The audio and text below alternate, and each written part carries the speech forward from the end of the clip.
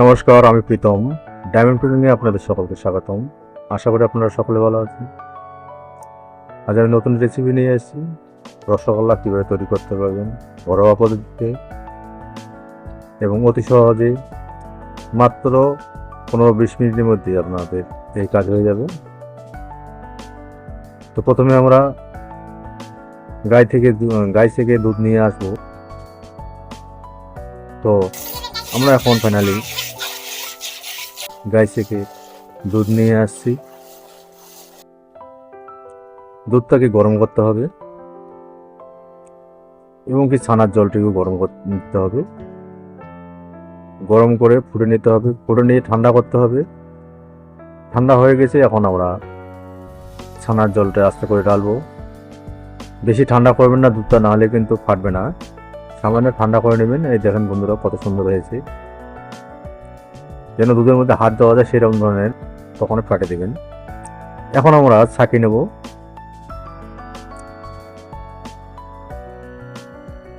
একটি কাপড়া দিয়েছি, কাপড়াতে ছানাটাকে আমরা ছেঁকে নেব।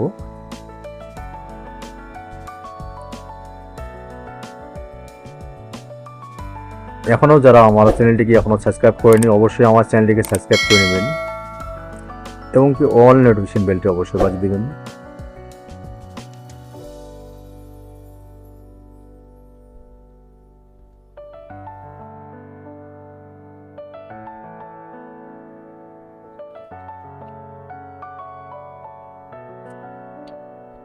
আজ আমরা রসগোল্লা বানাবো ঘরোয়া পদ্ধতিতে, যেন আপনারা অতি সহজে বানাতে পারেন। আজকে কিন্তু আমরা যেভাবে ছানাটা তৈরি করতেছি, আমরা স্পঞ্জ মিষ্টি বানাবো না, আমরা সাধারণ রসগোল্লা বানাবো। স্পঞ্জ মিষ্টি বানালে কি হবে, ছানাটাকে আপনাদের টাইট করে নিতে হবে, তাহলে স্পঞ্জ মিষ্টিটা ভালো হবে। একদম টাইট করে নেবেন। আর আপনারা সাধারণ মিষ্টি বানাতে হলে একটু ছানাটা লুজই রাখবেন, অসুবিধা নেই। তা আমরা আজকে সাধারণ রসগোল্লা বানাবো স্পঞ্জ বাদে। তো আমরা ছানাটাকে একটু লুজ করে রাখবো, বেশি টাইট করবো না, বেশি সামান্য লুজ করে রাখবো।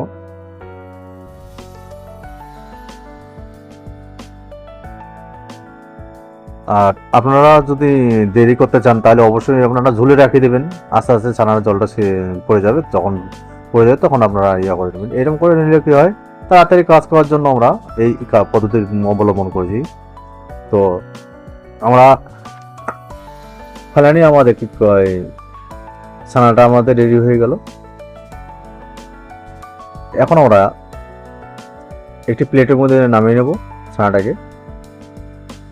দেখুন বন্ধুরা, আমরা কিন্তু 3 কেজি দুধ নিয়েছি। 3 কেজি দুধের মধ্যে কিন্তু 2.5 কেজি দুধ ছিল আমাদের এখানে। 2.5 কেজি দুধ আমাদের গ্রামের হিসাব বলে, হ্যাঁ, 1 গ্লাসে হাফ কেজি করে। তা ওটা আমাদের লিটার হিসাবে নেই, আমাদের ছোট মাপের হিসাব আর কি। সেই হিসেবে 3 কেজি, 2.5 কেজি ছানা ছিল। 2.5 কেজি ছানার মধ্যে এই দুধ। তো আমরা ফাইনালি এখন ছানাটাকে ফেটিয়ে নেব। তাই রসগোল্লা বানানোর জন্য আমরা প্রথমে ময়দা দেব সামান্য, আর দেব খাবার সোডা সামান্য, পরিমাণ মতো দিতে হবে। 1 চিমটি খাবার সোডা দিয়ে ভালো করে ফেটে নিতে হবে। তা আমরা ছানাটা একটু টাইট করলে ভালো হতো, তা আমাদের একটু তাড়াতাড়ি করার জন্য ছানাটা তাড়াতাড়ি নেমেছি, আমরা একটু লুজ করে নিয়েছি। ব্যাস, আমাদের ছানাটা ফেটে নেওয়া হয়ে গেল। এখন আমরা রস করার জন্য আমরা একটা পাত্র গরম করে নেব।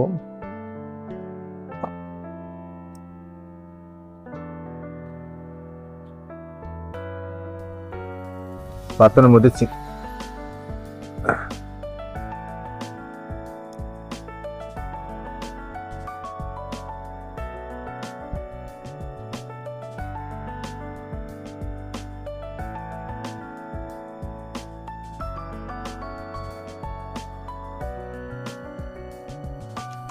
আচ্ছা, আমরা রস করে নেব। আমরা 2 কাপ জল দেবো, অথবা 2 গ্লাস জল দেবেন। তারপরে চিনি দেবো। এখন আমরা 250 গ্রাম চিনি দেবো।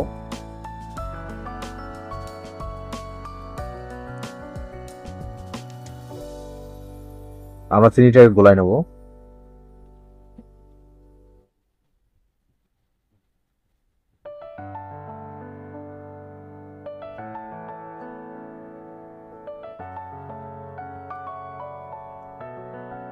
চিনিটাকে গোলায় নেবেন।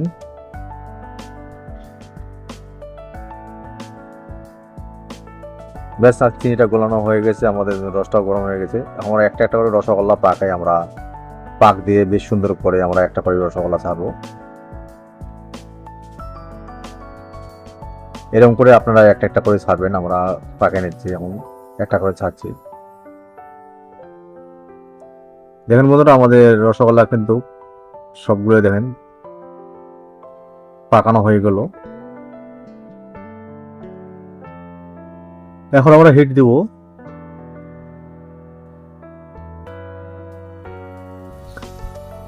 ঢাকনা দিয়ে ঢাকিয়ে রাখবো যাতে সবগুলোই সিদ্ধ হয় ভালো করে।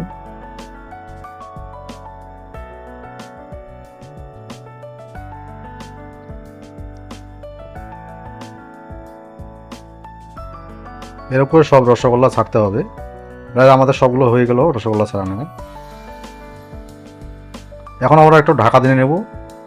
ঢাকনা দিয়ে প্রায় 10 থেকে 8 থেকে 10 মিনিট রেখে দিলাম।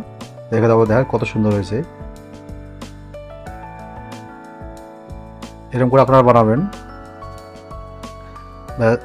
ভিডিওটি কেমন লাগলো অবশ্যই কমেন্ট বক্সে জানাবেন। আবার দেখা হবে পরবর্তী ভিডিওয়ে। নমস্কার বন্ধুরা।